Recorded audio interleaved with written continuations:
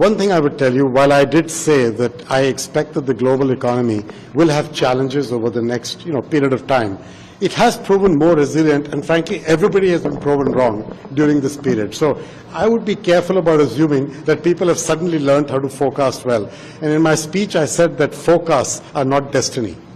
And I think that's really important to remember.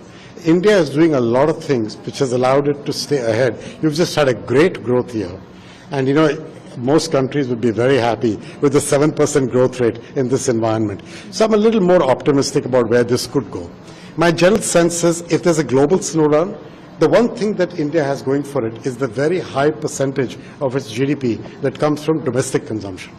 Your exposure to the typical impact of global slowdowns caused by trade slowing down, caused by trade in goods as well as services slowing down, India's exposure is cushioned by the relatively higher percentage of the economy that comes from domestic consumption, which is very helpful at a time like this. Money that is to go into the system for renewable energy across the world alone is in $1 trillion a year.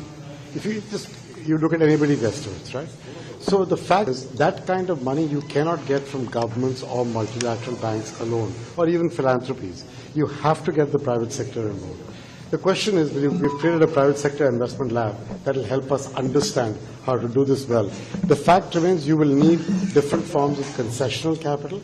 You will also need different forms of multilateral bank capital and government capital and philanthropy capital to take first risk positions or to help enable the blended finance to come through. So the real issue is, if that's what you need for renewable energy, but we're actually fighting many crises. We've got climate issues, we've got issues with fragility, conflict, pandemics and future healthcare needs, and underlying all this we have the issue of fighting poverty and creating jobs for people. So I think the requirements are immense. The way I've approached this is, let's all make sure we're using the money we already have in the best possible way. Once we've finished that, then we should come back to the richer countries and say, what is your ambition for the future and how much money more are you willing to put? I think the expert group just gives you a broad idea, and then we can figure out where to take this. So 1 trillion is what? Let's go to somewhere else. It's $1 trillion just for renewable energy every year in the emerging markets. Because it's not only India that closed schools for the pandemic. The U.S. closed schools down in a number of parts of the country. So the developed and developing world was learning as this pandemic happened how to deal with it. And I think there's been learning loss across the world. So we have a real challenge for that generation that was going through schooling at that time. And it's not just India's problem alone. It's an issue across the world. My view is that we must learn. Now, we've got to fix what we've got, but we must make sure we learn for the next pandemic, because otherwise we'll do this again. The next one will come. It's a question of how long before it does come. That, to me, is the bigger issue. It is that, at the end of the day, a demographic dividend requires that young people have jobs when they grow up. The number of jobs that needs to be generated is, depending on who you listen to, somewhere between 15 and 20 million. The reality is that only some of those will come in the form where manufacturing or high value-add jobs will generate. Some will come in technology. You will get a large number in the services sector and in the relatively lower price sector. It's just the nature of how this job development will happen. Your specific question about India's growth in the higher income jobs, where are those jobs? They're in technology, where you get few, you don't get a lot.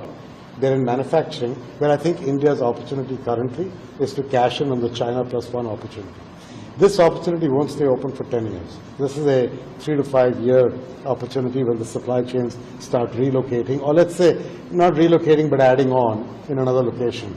That's going to need work, and it is one of the topics that I'm going to be discussing with the government today. Thank you. Poverty, frankly, around the world, the gains we made on poverty over the last 3 to 4 decades, it took a little bit of a setback. By the pandemic, as well as climate change, as well as fragility and wars, and now the higher debt sort of issues in some countries because of interest rates. All of these set things back. But I think India has had an advantage over this in that your economy has been growing. You had a year or two of challenges during the pandemic. You've come out of it relatively strong. If you can maintain this momentum, the best way to tackle poverty is growth and jobs. The best way, I said this in Paris, to drive a nail in the coffin of poverty is growth and jobs. Every other way is temporary. You have to provide skilling for those jobs. You have to provide education for those jobs. You have to provide health care so people grow up healthy.